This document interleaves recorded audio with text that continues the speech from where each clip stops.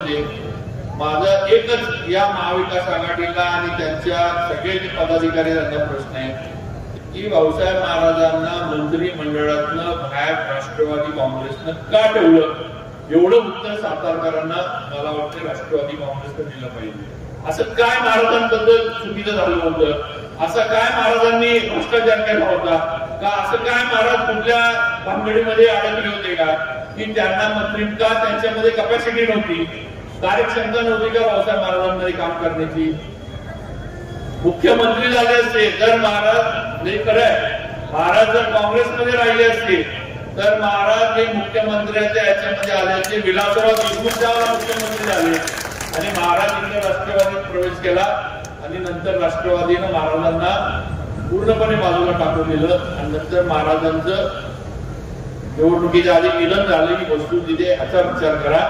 तुम्ही आज महाराजांचे फोटो वापरता पण त्यावेळेला तुम्हाला भाऊसाहेब महाराजांना जिल्ह्याचं नेते किंवा जिल्ह्याचं पालकमंत्री पद देण्याचं एवढी पण तुम्हाला ही नव्हती किंवा राज्यामध्ये कुठं ती करण्याची नव्हती। मग या महाविकास आघाडीला आज भाऊसाहेब महाराजांचा फोटो वापरण्याचा अधिकार आहे का?